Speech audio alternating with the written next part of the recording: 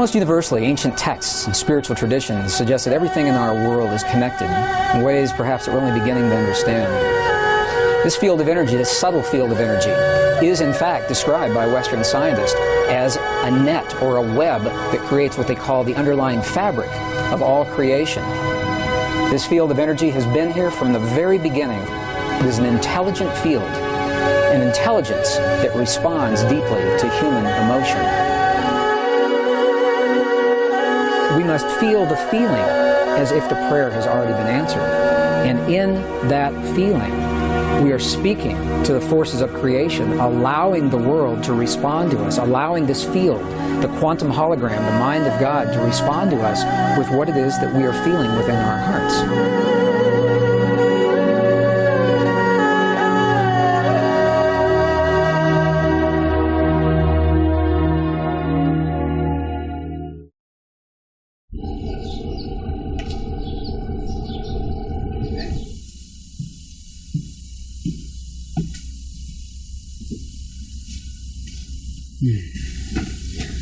What would it mean if we discovered that each moment of our lives is part of a conversation, an ongoing dialogue with the universe around us? What if everything that happens in our lives, from the healing in our bodies to the peace of our world, to our marriages, our families, our romances, our divorces, all the things that we see as life in each moment of every day, what if they're a reflection of this intelligence, this field of energy that the ancients described in their language, and now that Western science is beginning to describe in a language that we recognize? Well, a growing body of scientific evidence suggests this is precisely the way that our world works. That the world, in essence, is nothing more and nothing less than a reflection of what we have become from within, our thoughts, feelings, emotions, our beliefs, our prayers.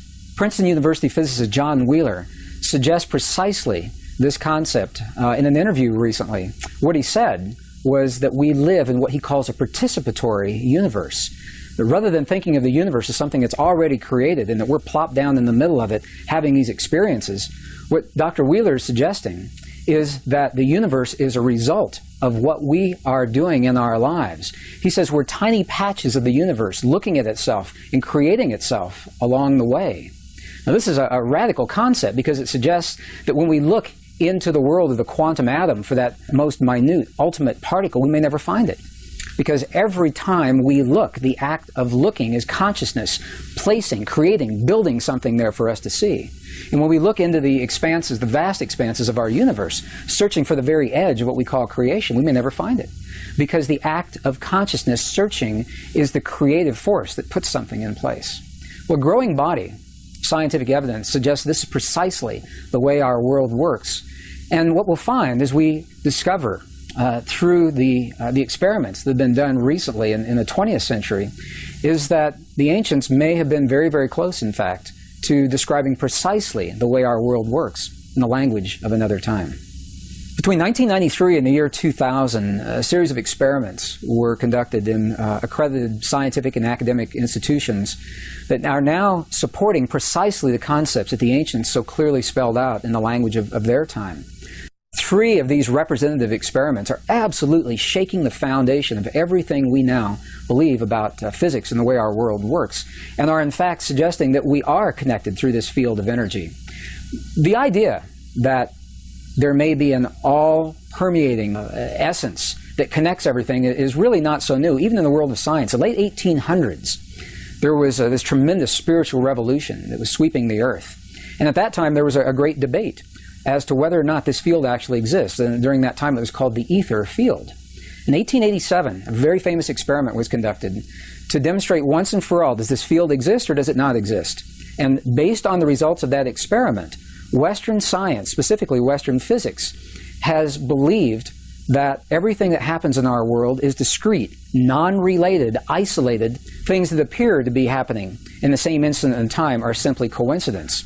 The very famous Michelson-Morley experiment, the equivalent of the experiment, is if you were to go outside of the building where you are right now and moisten your finger and place it in the air above your head, and in that moment you felt no wind against your finger, and from that concluded that no air exists around you. That's the equivalent of this Michelson-Morley experiment. They believe that if this field actually exists, it must be moving. And when they tested for movement, They found none, and from that concluded that the field doesn't exist. From 1887 until the early 1990s, all of Western science was based on the principle that what happens in one place has absolutely no effect on what happens somewhere else. And now we know that this is absolutely not true. So I'd like to share with you 3 experiments that are absolutely shaking the foundation of Western physics. The first was conducted by a Russian physicist, Vladimir Poponin, in the early 1990s. He came to the United States to finish this series of experiments. And what Poponin did was he wanted to investigate the relationship between human DNA and the stuff our world is made out of, little packets of energy that we call photons, little particles of light, if you want to think of them that way. So the experiment consisted of taking a tube, a glass tube, drawing all the air out of this tube, creating what today we call a vacuum, implying that there's nothing left in this tube. However, we know that there's still something left, these little particles of light. So Poponin measured the particles to see how they were distributed. Did they fly all over the place inside the tube, or were they all accumulated at the bottom, or what happened with them? The results of this part of the experiment were not surprising, because the little particles of light, the photons, were completely random, and this is what they expected. The next part of the experiment is where this gets really, really interesting, because they placed some human DNA into this tube. And the human DNA, when they remeasured the photons, the human DNA had caused the photons to form an alignment. The DNA was having a direct effect on the stuff our world is made of. Now, this is precisely what ancient spiritual traditions have always said. That something within us has an effect in the world around us. And Poponin's experiment, for the first time in recent times, is actually verifying this under laboratory conditions. And the next piece of the experiment is even more interesting, because what they found was that when the DNA was removed from the tube, we would expect that they would all go back randomly distributed just the way they were before. And this is not what happened. What happened was, even though the DNA was no longer in the tube, the photons remained aligned as if the DNA were still there. And the question is, why? What is it that causes this effect? There's nothing in Western physics that accounts for why those photons should remain in the position that they were in when the DNA that caused them to become aligned is now removed from the tube. This experiment is called the phantom DNA experiment because the effects last whether the DNA is there or not. And what it tells us is, number one, is that DNA is communicating, human DNA is communicating with the stuff our world is made of, the packets of energy that underlie all of matter. It's communicating through a field that has previously been unrecognized. The scientists call it a new field. My sense is it's probably been there all along, and we simply didn't recognize it. So we'll call this a previously unrecognized form of energy. The second experiment is a fascinating experiment. It's a military experiment. And what they did, in essence, was they took some human DNA, some scrapings from the tissue of inside the mouth of a donor or a volunteer, and they placed this DNA in a device that could measure its effects in one room of a building, while the donor that the DNA came from is in another room in the same building. So living DNA from one person, the DNA is in one place, the volunteer is in another place. And what they did was they subjected the volunteer to what they called emotional stimulation that would elicit genuine responses of emotion, of joy or sadness or fear or anger or rage in one part of the building. And they were measuring the DNA to see if the DNA would affect to the donor's emotions. Now, why would it? In Western physics today, there's absolutely nothing that suggests that that DNA is still linked to the donor on the one hand. And on the other hand, as they conducted these experiments, what they found was just the opposite. What they found was that when the donor was having his emotional peaks and valleys in one room, the DNA was having its emotional peaks and valleys in another room at exactly the same time. And we hear about experiments like this. We think of an energy that's being transmitted from point A to point B. And if the energy comes from one place and has to get somewhere else, you would expect that there would be a lag time, a little bit of time between when the emotion is created and when the DNA is responding. That's not what happened. What happened in these experiments, and this is very, very key to where we're going as we begin talking about the power of prayer. What happened in these experiments is that the effects were simultaneous. They were instantaneous. The instant that the donor was having his emotion, the DNA was already affected as if there were no transition time between the two. Well, these experiments were first conducted within rooms that were separated by distances of maybe 50 feet. Later experiments, however, were conducted where the DNA and the donor were separated by hundreds of miles, hundreds of miles. I had the opportunity to meet the designer of one of these experiments, Dr. Cleve Baxter. And he shared with me one of the experiments that he had designed where the donor was in Los Angeles, but the DNA was in Phoenix, Arizona, almost 400 miles apart. And the effects were precisely the same. Whether they're in the same building or separated by 400 miles, the effect is instantaneous. This opens the door to all kinds of possibilities as to how that DNA remained linked to the donor. What it says to us, once again, is that we're communicating with DNA through our emotions, and that whether the DNA is within our bodies or we're separated by distances of hundreds of miles, the effect is the same.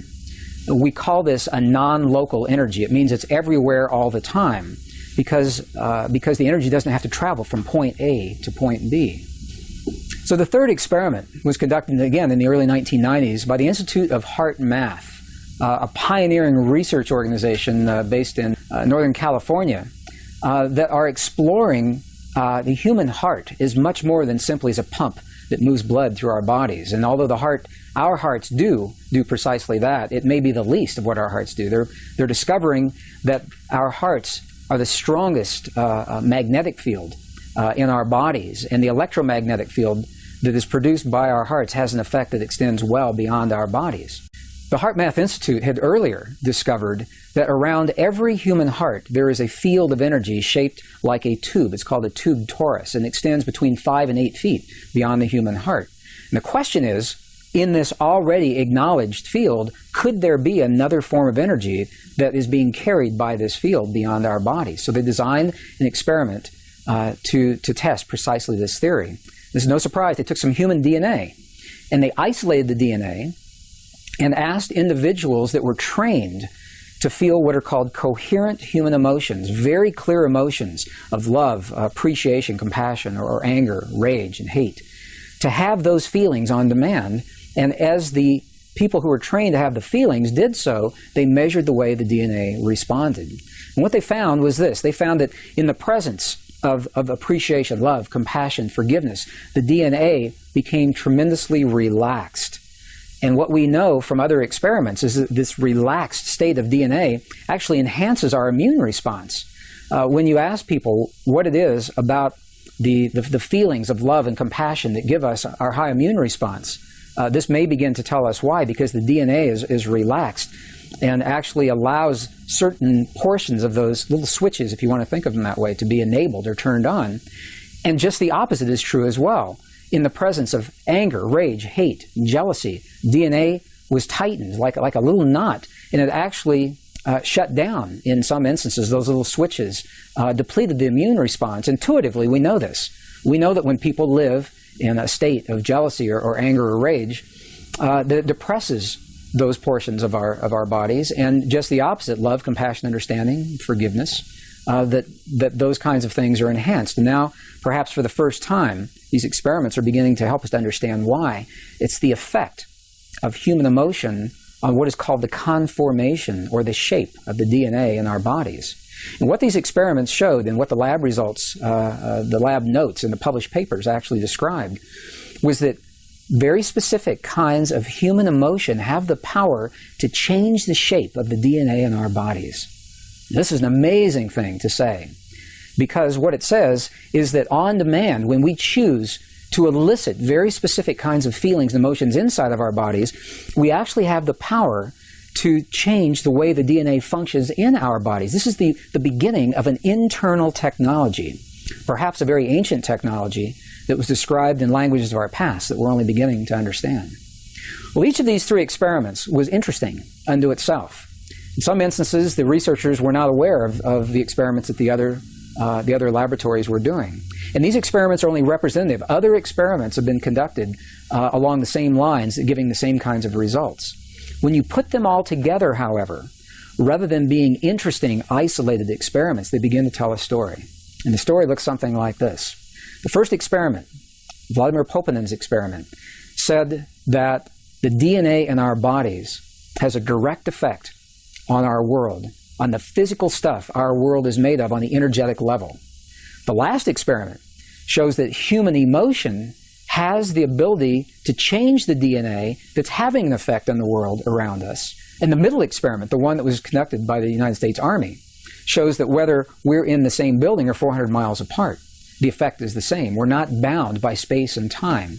And as a matter of fact, the results of the experiments are saying precisely this, that you and I have a power within our bodies that is not bound by the laws of physics the way we understand them today. That something within us linked directly to the emotion of our bodies, thoughts, feelings, our prayers, our beliefs, transcends the limits of time and space the way we begin to understand them today.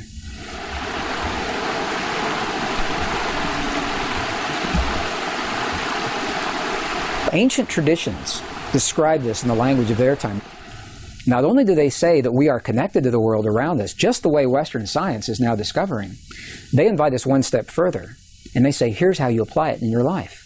They left us very, very clear instructions, saying this is the way you use this power, this inner technology within you, to bring about change in your world, to bring about healing in your body, to bring about peace in your families and in your communities, and collectively, as many people come together, these principles work as peace between nations as well. And I'll share with you some of the studies that were done that describe precisely how this begins to work. One of the questions that I'm often asked with regard to this material is if these relationships exist, if they truly exist, why don't we know about them today? Why doesn't Western science understand these principles? Why are we just now discovering them? Well, the answer to that question begins in our understanding that the way we view our world today, our knowledge is part of a lineage of wisdom that links us with our past. And we know that that link, the link that ties us with those who have come before us, has been broken at least 2 times in recorded history. Twice in recorded history, something happened, an event occurred, and we lost information. And in some instances, it's information pertaining precisely to what we're doing right now. The first one of those breaks was with the burning of the Great Library of Alexandria in the 4th century. While we don't know precisely what was in that library, what we do know is that Roman historians had cataloged volumes and volumes of information. Scrolls is the way that material was written at that time.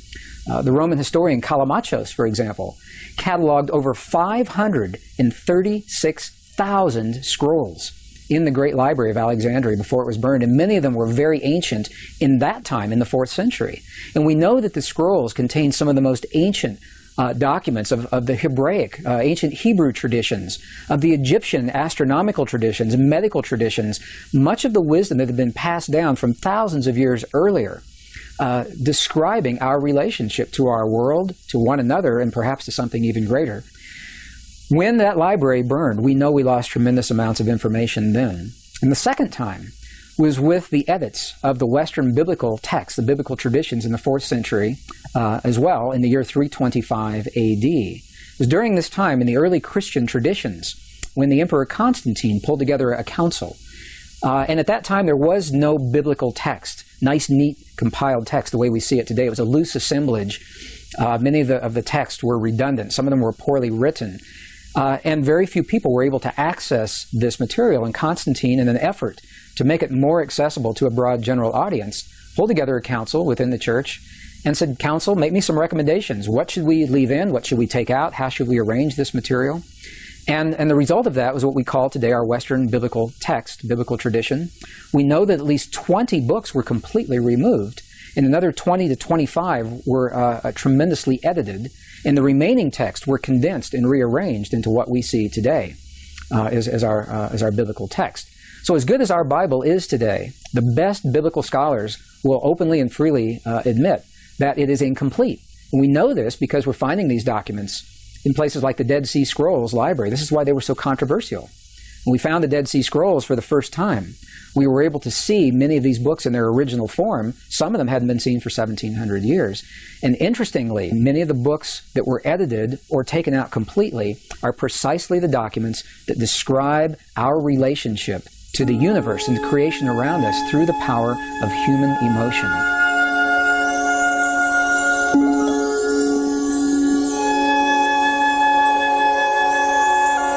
So now that science is beginning to tell us in its language, ancient spiritual traditions have shown us in their way, and in our own texts and documents, we're seeing references to precisely how these principles work. The question is, how do we apply them in our lives? How do we go about making use of this relationship between thoughts, feelings, and emotions inside of our bodies and what's happening in the world around us?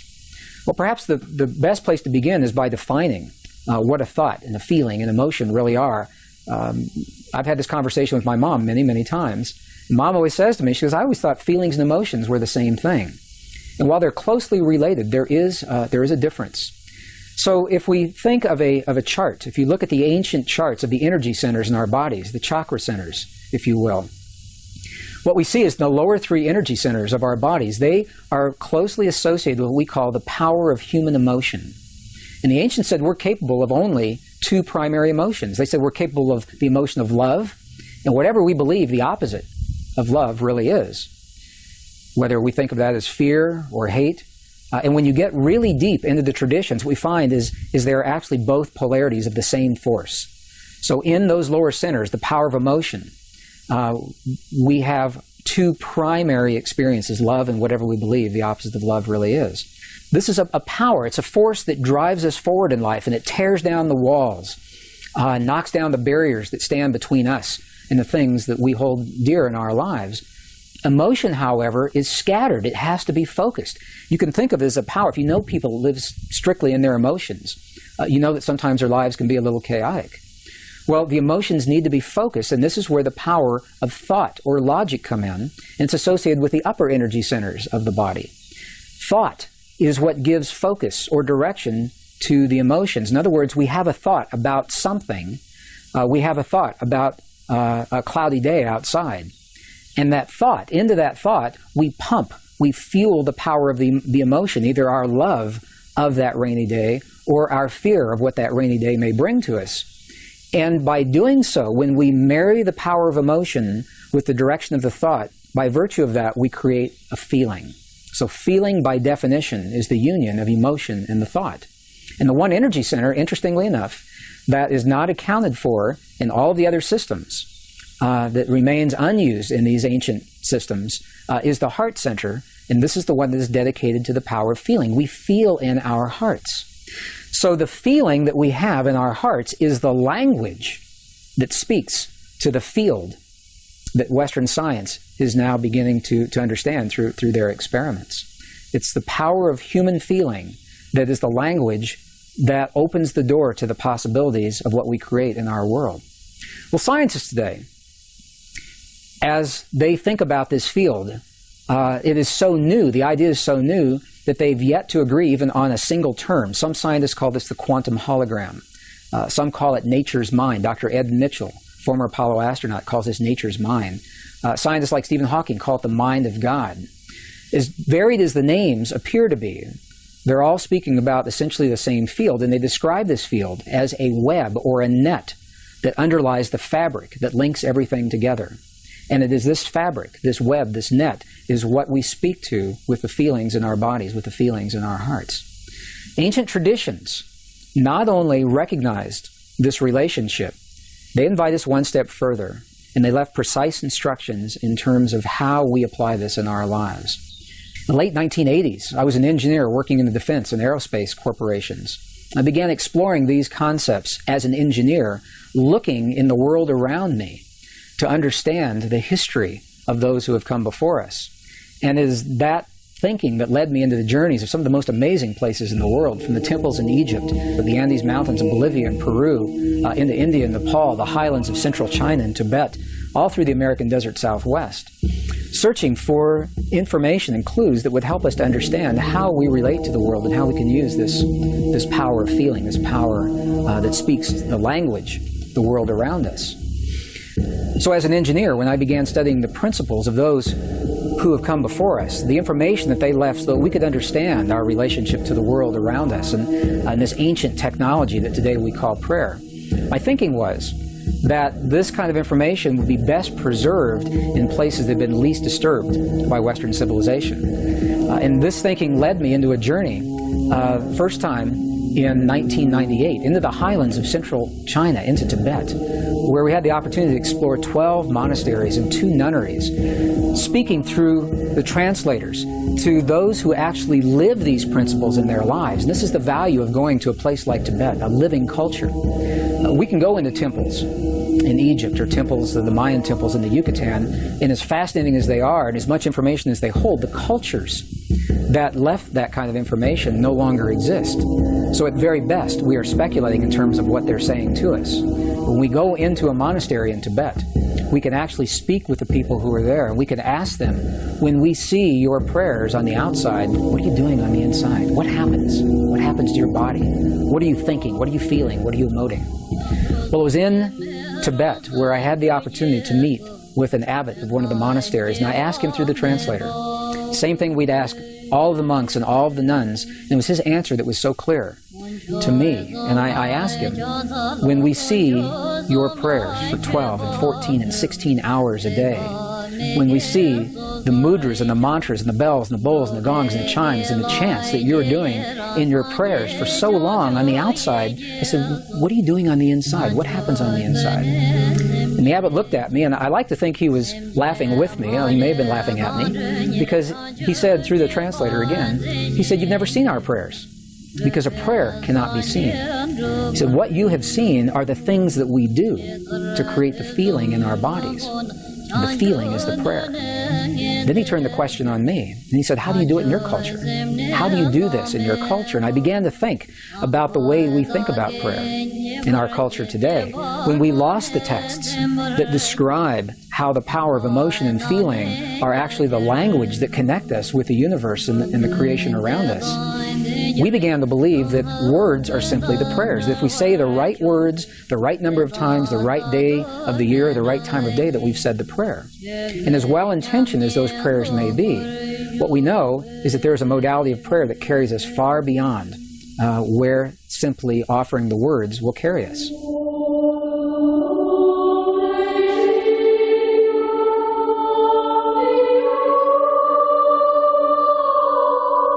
Western prayer researchers today identify 4 modalities of prayer. They say when we pray in the West, we use one or some combination of these 4 modes of prayer. The first is an informal prayer that's called a colloquial prayer. I had a friend of mine that lived in the Bay Area in San Francisco that would say this informal prayer coming home from work every Friday on the interstate. Dear God, if you let me get to the Conoco station before my tank runs out of gas, I'll never let my tank get this low again. And that is an informal prayer to God. The second mode of prayer is what is called a petitionary prayer, where we petition the powers to be. We petition the angels, or we petition God. Amen. Dear God, I claim the right to heal and be healed now in all past, present, future manifestations. That would be a petitionary kind of prayer. The third mode of prayer is a ritualistic prayer. Now I lay me down to sleep. God is great. God is good.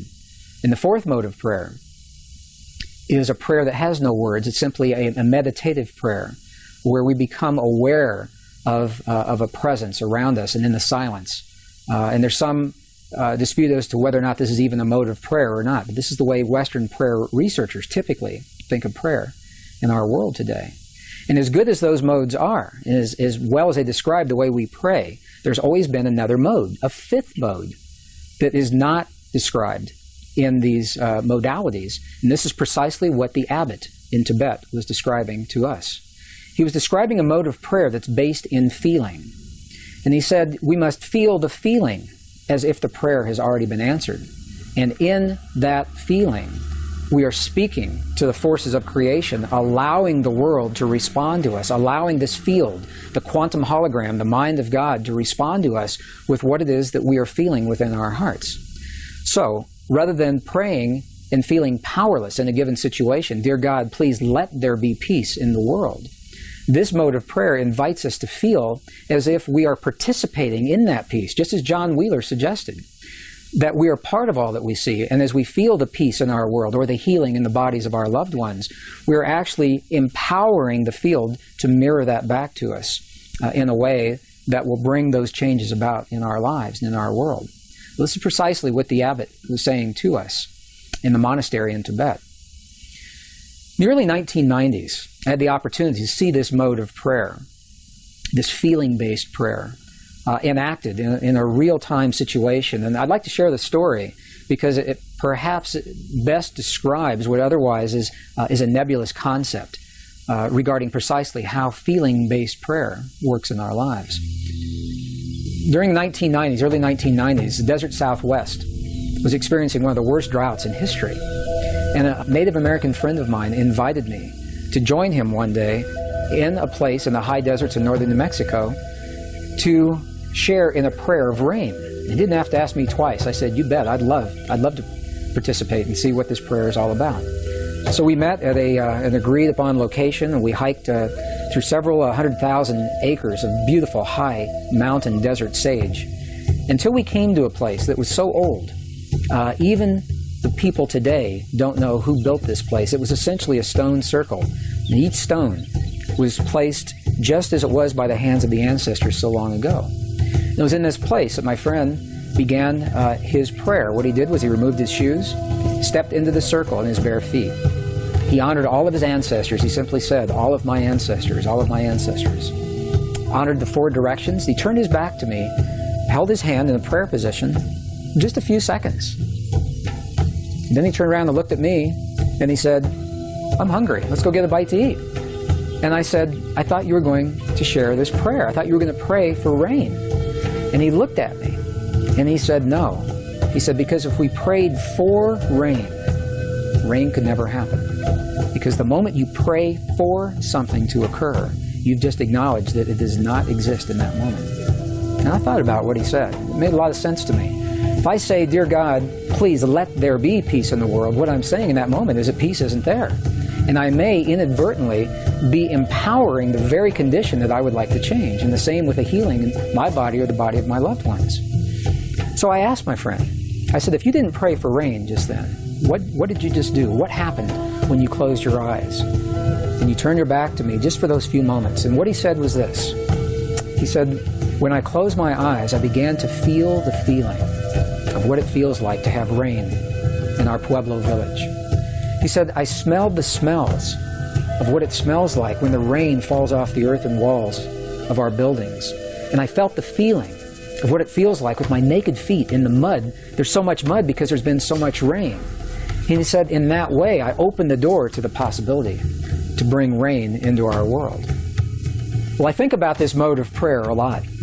Later that afternoon, something amazing happened. I was watching the weather maps, and the drought that had happened for so long suddenly changed. We saw the high-pressure system move across Utah and then dip down from Colorado into northern New Mexico and make a little U-turn and come right back up. We had rain that night, and we had rain all the next day. It rained and rained, and I called my friend. And I asked him, I said, "There's so much rain, the valleys are flooding, the roads are flooding. What in the world is going on?" And he was quiet just for a moment, and he said, "That's the part of the prayer." He said, "I never quite figured out."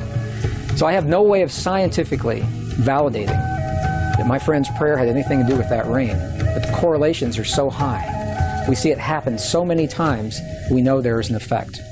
1972, 24 United States cities were used to conduct an experiment where people were trained to feel the feeling of peace in a very specific manner, and they were strategically placed in these cities.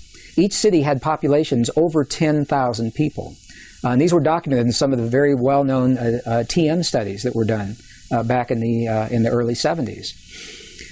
And what happened was, during the time that the people were feeling the feelings of peace in the community around them, beyond the buildings where they were having their experience, the communities experienced statistically measurable reductions in crime. Violent crimes against people, traffic accidents declined. In some cities like Chicago, where the stock exchanges, the stock market soared while peace was in place. And when they stopped their prayers, all those statistics reversed.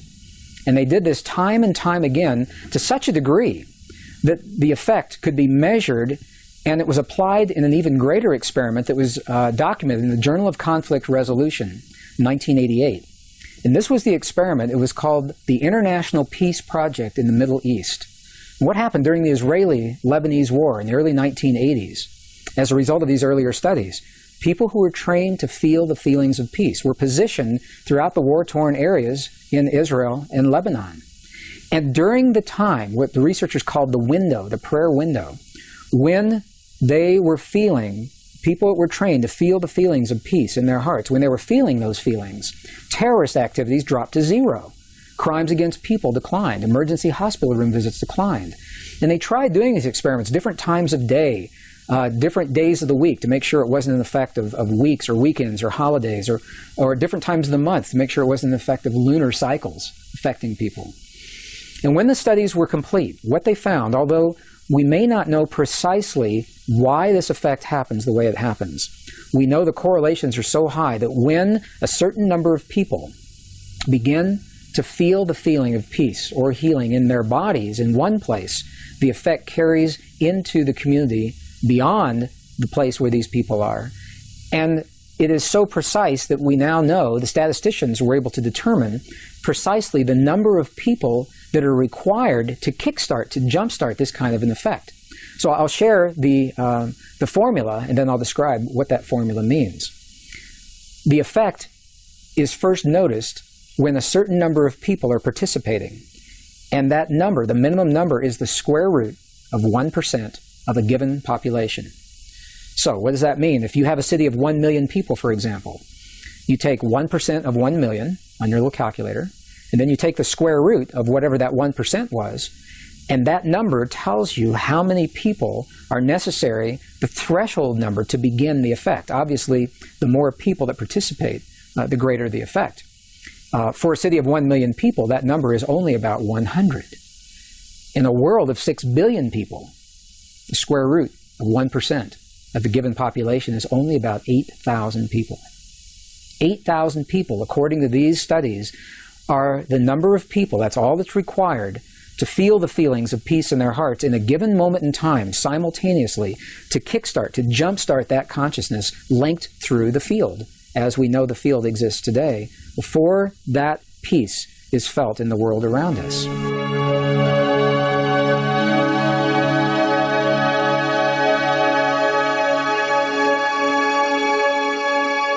So any discussion regarding this feeling-based prayer, this lost mode of prayer, sometimes seems a little more than academic until we can actually apply it in our lives or see it applied in our lives. It's in the late 1990s that I had the opportunity to do precisely that, when I saw the footage documenting the healing of a life-threatening condition within the body of a living woman using precisely the kinds of techniques that we're speaking about right now. For me, it was this kind of information that took this lost modality of prayer out of the realm of academics and into something that's very real that we can apply in our lives. I had the opportunity during that time to see some video footage of the healing of a 3-inch diameter bladder cancer inside the body of a woman who, by Western medical standards, had been diagnosed inoperable. She had gone, as a last resort, to a medicineless hospital in Beijing, China. It was in this medicineless hospital where they began simply by addressing the life-affirming ways that she could change how she was living her life. They taught her life-affirming ways to breathe and life-affirming ways to nourish her body, gentle movements to stimulate the energy centers in her body. And as she was doing these and strengthening her body, at one point it made sense to undergo a process. Now I'd like to share this. I'd like to describe it to you as a very potent example of how the feeling world inside of our bodies has a direct effect, in this case a very graphic effect, on the world beyond our bodies. So in the video documentation, the film shows a woman lying on in a hospital room. She's fully awake, she's fully conscious, she believes in the process that's about to happen. Before her, there is an ultrasound technician who is running an ultrasound wand over her lower abdomen that we can see on a split-screen television. And on the left-hand side of the screen, they do a snapshot, a freeze frame of an instant in time for reference, so we can see what her condition looked like in that instant in time. On the right-hand side of the screen, we are able to watch real time as 3 practitioners stand behind her, working with the energy in her body and with the feelings in their bodies. And what they do is they begin to chant a word that to them they've agreed upon, that reinforces the feeling within them that she's already healed. The chant essentially says, already healed, already done. And as they begin to have this feeling and to say these words among themselves, on the computer screen, on the television screen, we can watch in real time this cancerous tumor as it disappears in less than 3 minutes real time. It's not like time-lapse on a documentary where you see a rose unfold in 30 seconds in something that normally takes days. This literally happens in less than 3 minutes. Her body responded to the feelings of the practitioners who were trained to have the kinds of feelings that they were having. And all they were feeling was the feeling of what it feels like to be in the presence of a woman who is already healed, fully enabled, fully capacitated. They were not seeing her as a woman who was sick, and they weren't saying, bad cancer, you've got to go away. It's a very, very different way of thinking about things, and it's a very graphic example of precisely how this principle works. I had the opportunity to speak to the gentleman, Luke Chin, that actually created this film. And I asked him a question. I said, what if those three practitioners weren't there? I said, could this woman have done this? Could any of us do this on our own? And he smiled at me when I asked him the question. He said, Gregg, in all probability, she probably could have done it alone. However, there's something about us humans in that we seem to feel more empowered and stronger when we're supported by others in the things that we believe in and in the things that we choose to accomplish. So while she probably could have had this feeling and done it herself, having these three practitioners work with her was the threshold that it took for her body to respond. All they were doing was having the feeling as if she were already healed, and in less than 3 minutes her body responded. What Western physics now is beginning to tell us is that the same energy, the same field that led to the healing in this woman's body also leads to peace between nations. It's the same thing, different scale, same principle. And I've been involved in experiments where hundreds of thousands of people joined together through the World Wide Web. We were coordinated on the internet at a given hour of time, a window of time, when we were trained to feel the feelings of peace in our bodies during that time. And when we did that, statistically, what happened in events around the world, there were wartime events. There were bombings, aerial bombings in Iraq that were scheduled, that were reversed during the window of time when this prayer was happening. Crimes against people declined. Emergency hospital room visits declined. There was a computer research project at Princeton University that was able to document the field of consciousness on a global level while these prayers were going on, and they saw a little glitch, a glyph on the screen indicating that consciousness was responding to hundreds of thousands of people feeling the feeling of peace in the moment that it was occurring. And what this tells us is that the field we're working with is a measurable field. You can pick it up with equipment. It can be measured on the computer screen. This was part of the research project at Princeton University that was called the Global Consciousness Project. So the field is real. It's out there. And it responds to us in ways now that we're only beginning to understand. Even more recently, the research that's been done by the scientist Masaru Emoto regarding the relationship between human emotion, human feeling, and water drops is showing this relationship even more poignantly. What has happened is that these scientists, this particular research project, has discovered that droplets of water that make up over 70% of our world anyway, and 70% of our bodies, that these droplets of water respond to human emotion, whether it is felt in the body or as it is actually written on labels that are placed onto vials of water, and the emotion of the researcher as the labels are being written and placed onto those vials. The vials are then frozen for a specific period of time, removed from the freezing process, and as they begin to thaw, they crystallize. And the crystals are the telltale sign of what is happening with the emotion. For example, they've taken water, highly polluted, highly toxic water, from some of the most polluted dams in the center of Japan. This water has never been known to crystallize. They just can't get it to crystallize. And when you look at it under a microscope, what you see, it's a very muddy, very nebulous form. There's no symmetry. There's no crystalline structure whatsoever before the emotions are in place. After the emotions are there, for example, when 500 people pray over some of this most polluted water, the before image shows the water in its toxic state. The after image of the same water shows this water beautifully formed, beautifully clear, beautifully crystalline, perfectly symmetrical, purely from the result of human emotion interacting and human feeling interacting with this field of water. Some of the other research has shown families where children and their parents have encircled a vial of water in a room that has never been found to crystallize. Again, some of the very highly polluted and toxic water. And what they do, they make a game out of it. The children, they send love to the water. They say, we love you, water. We appreciate you, water. Thank you, water, for what you bring to our world and our lives. And in that innocence, they are eliciting these genuine states of emotion. And as the research continues, it is precisely these vials of water that have received this kind of energy from the children and their families, feelings that the ancients called prayer, that the water begins to crystallize into beautiful, symmetrical, very clear forms, showing once again that there's a direct effect between what we feel in our bodies and what's happening in the world beyond our bodies. And it's a beautiful, beautiful, very poignant example of how each of us has an opportunity to participate, not to control and manipulate, but rather participate in the events of our world, the events of our lives, our families, our communities, and our bodies through the field that links all in creation.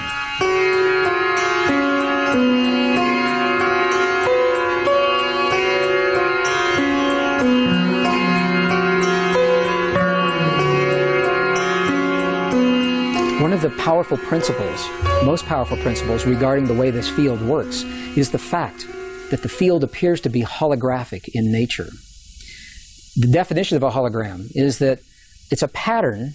No matter how finely divided the pattern is, the whole remains, even in the smallest portion.